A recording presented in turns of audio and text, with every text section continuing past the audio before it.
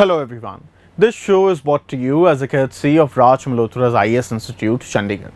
In today's lecture, I, Ayush Gupta, will be discussing with you the Afghan issue from a different point of view. So as we know that the Afghan issue has taken the center stage of international relations. Therefore, this issue can be asked from us from different perspectives also. And it is for this very reason that I have picked up this very question.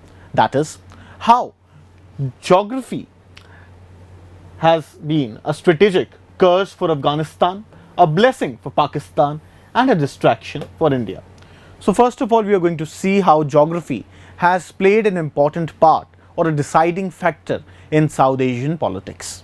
Then we are going to see as to how the recent turn of events, that is the withdrawal of US from Afghanistan, is going to change this thing, and how geography is going to lose its salience in this very region. So first of all, as you know, by means of this show, I, Ayush Gupta, cover for you Indian Express's explained articles on a daily basis, the big picture debates of Rajya Sabha TV, and the Science Monitor. The purpose of this very show is not to enhance your sources of information, but to curtail your sources of knowledge. In order to ace any competitive examination, we need to know what is relevant to study, and when we know that thing, we should also have complete perspective upon that very thing, and should be able to mention certain points, such points in our answers that makes our answers unique. The entire purpose of this show is this thing. It is for this very reason only that even yesterday I wasn't able to put up any lecture, because there wasn't any such topic from these three segments in the news. And even today, with respect to UPSC answers, we didn't have any such topic. However, so I chose to cover up this very important topic today. So let us see as to how geography has been a strategic curse of Afghanistan first. So in the 19th century, the great game was fought between the Imperial Britain and Tsarist Russia in Afghanistan. So Britain wanted Afghanistan to be a buffer state between its imperial empire and the Tsarist Russia, and therefore it attacked Afghanistan, and 3 Anglo-Afghan wars took place, as we must have also studied in our history lectures. So over here, Afghanistan suffered its first brunt. Then in the 20th century, Afghanistan became the turf for Cold War. So basically, Afghanistan was closest to Soviet Union's southern underbelly. So if you look at this very slide, you will see that these Central Asian republics, which are also popularly known as the Stans, they were part of USSR, and these were the weak links of USSR, and over here Afghanistan started. So Soviet Union was always worried with respect to the security of this very region, and therefore it tried to maintain an influence over Afghanistan so that Afghanistan suffers as a buffer for them, and therefore even the rulers of Afghanistan were influenced to a great extent by the Soviet Union. However, even Afghan rulers did not have complete control over the Afghan territory. Afghanistan has always been a tribal society, and different tribal leaders exercise control over different regions. US thought of it as a great opportunity to push against Russia, and therefore found Afghanistan to be the perfect ground to play this Cold War in. And along with Pakistan, it developed the Mujahideen over there. It basically instigated the orthodox fundamentalist Islamists in Afghanistan, who were already not very happy with their ruler being a puppet of a foreign regime. And seeing this thing and seeing the influence of the ruler of Afghanistan dwindling in Afghanistan, Russia finally invaded Afghanistan in 1979. So when Russia finally invaded Afghanistan, then Afghanistan became a turf for Cold War. USA trained Mujahideens against Russians, and finally it again became the land for war between two great powers. Then After the Russians left in 1989 and the Soviet Union disintegrated in 1991, the US finally lost interest in Afghanistan. This was not until the beginning of 21st century when for the third time US, again a great power, entered into Afghanistan in the name of war against terror. Basically, Al-Qaeda's networks were traced to Afghanistan and US declared war on terror, and this is how again Afghanistan became a battleground. So this is how geography has played a part for being a curse in Afghanistan. Why Afghanistan became the center point in which Al-Qaeda and various terrorist networks set up their basically bases, because again it is a mountainous region, very ill-governed regions, and such sort of regions, such sort of territories are basically used by non-state actors to set up their base generally. So this is how geography played a part as a curse for Afghanistan. Now coming to Pakistan, how has geography served a blessing for Pakistan? So this starts in the first phase of Cold War, just after the World War ends and Pakistan has been created. So US considered Pakistan as the frontline state in South Asia. Basically, US did not want it that the communist influence should spread to rest other parts of Asia, and it wanted to secure the eastern borders of Afghanistan. So it basically wanted to secure these borders of Afghanistan. Why? Because at that point in time, even Iran was an ally of US, and it did not want it that the communist influence should spread beyond this Central Asian part. So therefore, Pakistan came out to be the closest ally of the US and an helpful ally in this very part because of its proximity to Afghanistan and the influence that it could have on Afghanistan. So by 1950s, Pakistan was already member of CENTO, that is the Baghdad Pact, and SEATO, and it began to get all the American military equipments and goods because of its alliance with America and began to strengthen its army. So this continued until 1971. So in 1971, it was thought that because of Pakistan's failed adventure and wars in India in 1965, and because the America was also getting tired of Vietnam, that this love relation, this fling between both these countries would die down. However, things took a turn. Then the president of US, that is Nixon, and the Secretary of State, that is Kissinger, sought to make an outreach to China, the mainland China, with which US wasn't having any relations till then. And in order to have this matchmaking possible, help of Pakistan was needed because of Pakistan's good diplomatic relations with China as well as its proximity to China.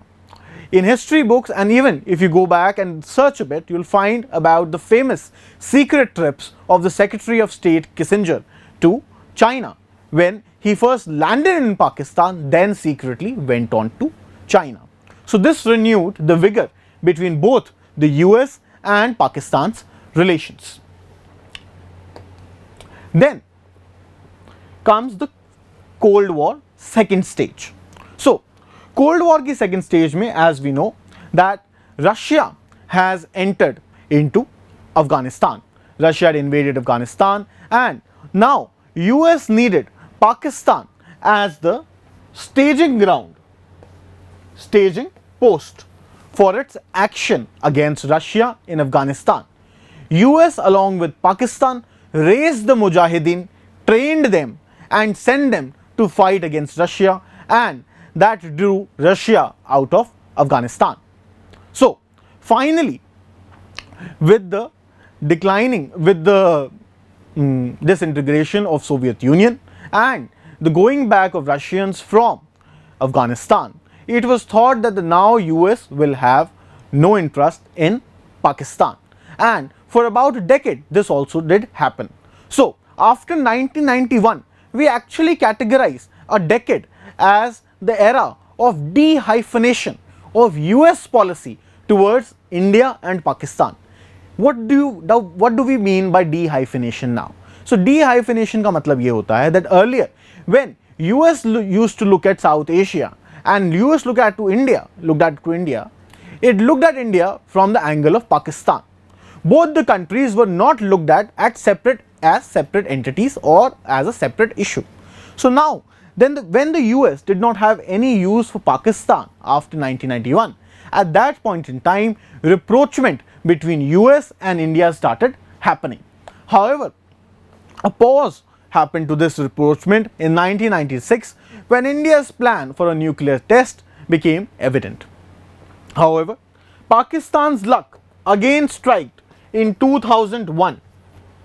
So, as we know, in 2001, just a second. So, as we know, in 2001, 9/11 happened, US declared war on terror. So, at that point in time, Pakistan was considered as the global migraine. Why? Because the launchpad for all these territories were traced to the Afpak region. What is the Afpak region? In my past lectures also I have explained this thing. It is the northern portion of Pakistan, that is the northwest frontier province, and the southern portion of Afghanistan. So this very region came out as a nerve center of terrorism. However, despite of knowing this, US still wanted Pakistan's help because it was needed to provide logistic support to US forces in order to fight this war in Afghanistan. And hence, Pakistan now became a stalwart ally. So now Pakistan became a stalwart ally against war on terror and also had lot of money in the shape of aid coming to its coffers. So this is how geography played great part in Pakistan's favor. In Cold War I, it became the frontline state so as to stop communist influence. In Cold War Phase 2, it became the staging post for US in order to launch attacks on Russia, in order to train mujahideens. And in the third part, that is in 2001, it became a stalwart ally against terror. Now coming to India, why has geography been a distraction for India? Why do we say this? So, India inherited a very long land border. So, it had a northern sector, it had a western sector, it also had an eastern sector. Right from the independence, towards our western and eastern sector, we had a permanent adversary in the name of Pakistan. Although things came to bit a cooling ground when in our eastern sector, Pakistan was disintegrated and Bangladesh was formed, with whom we have a very good relation today. However, within first decade of our independence itself, we had another adversary in the name of China at our border after we had the Indo-China war. So this focused India's entire energies and focus towards our land borders.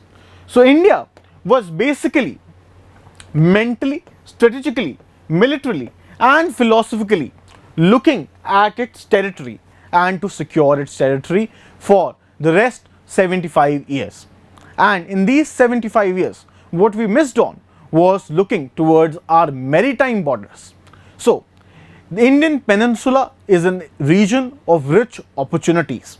Towards the east, we have the Bay of Bengal. Towards the west, we have the Arabian Sea. Towards the southern end of the Indian Ocean, we have straight routes to Africa and Australia.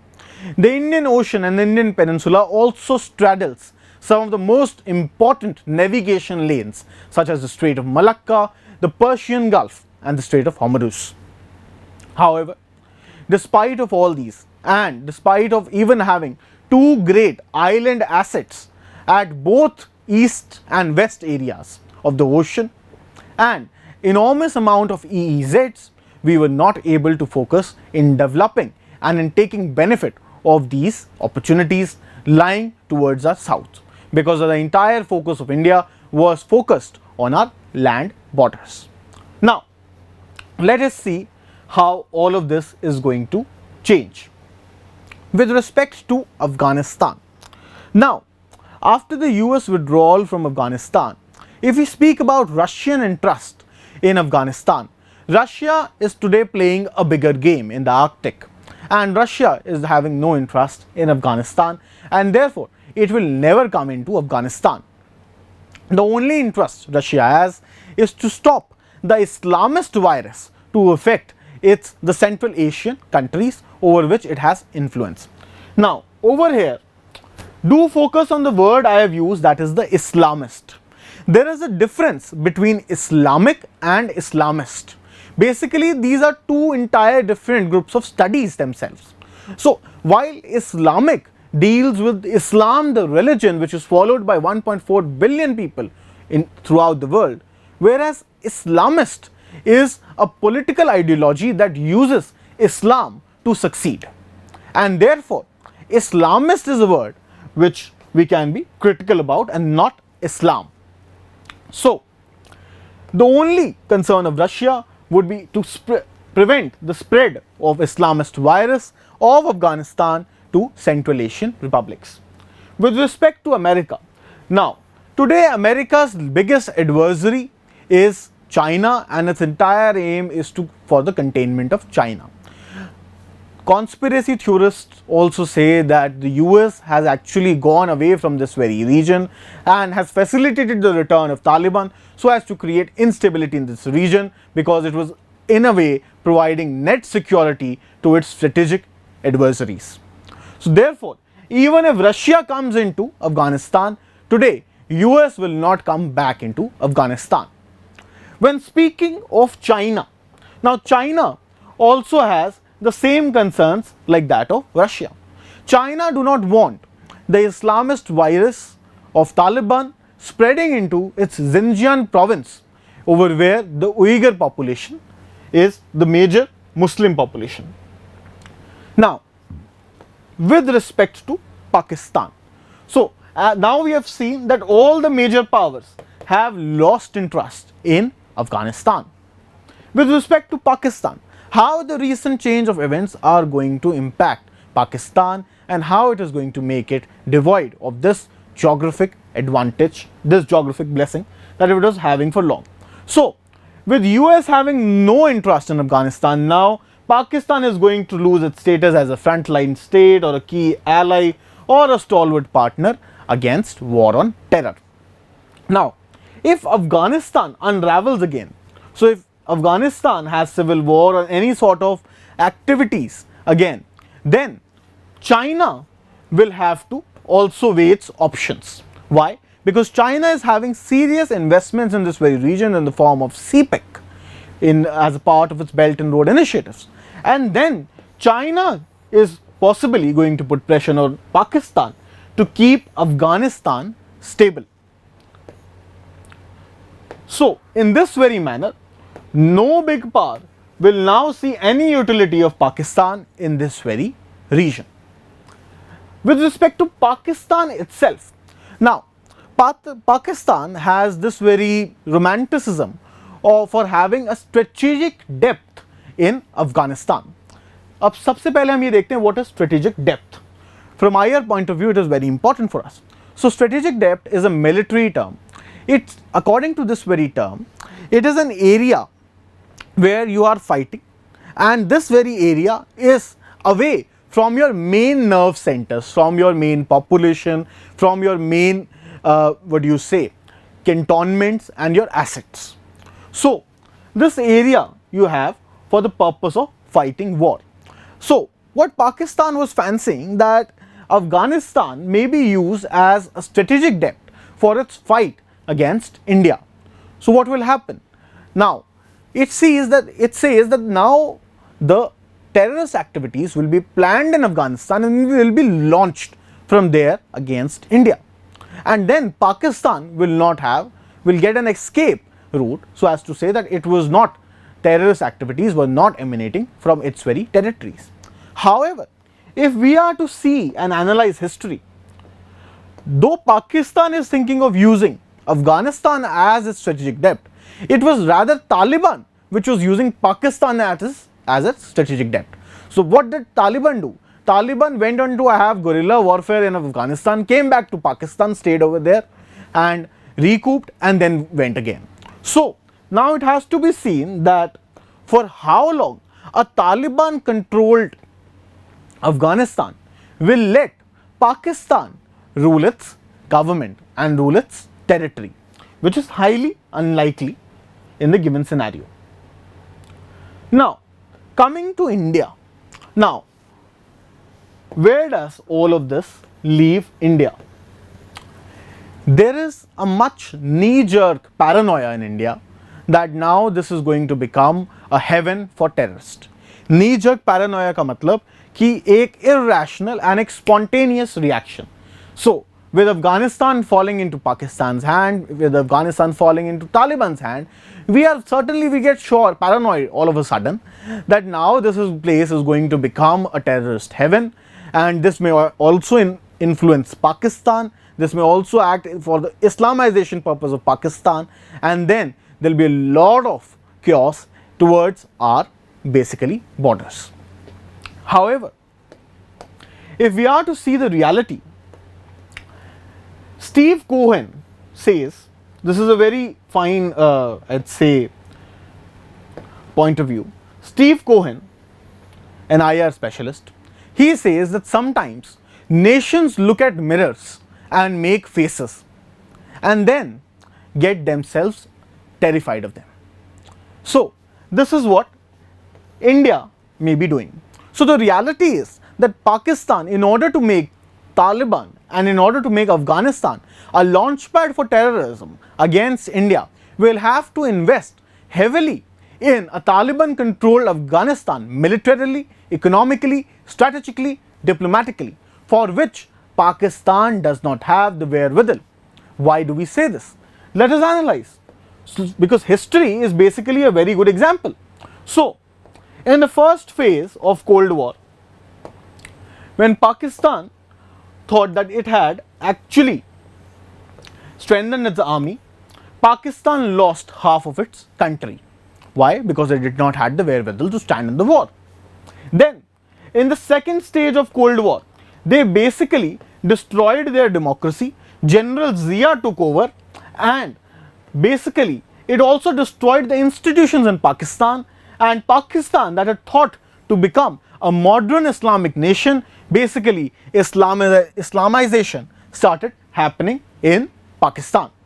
Then during the third phase, Pakistan, when war on terror was considered as a boon for Pakistan, as another blessing for Pakistan, what did Pakistan do?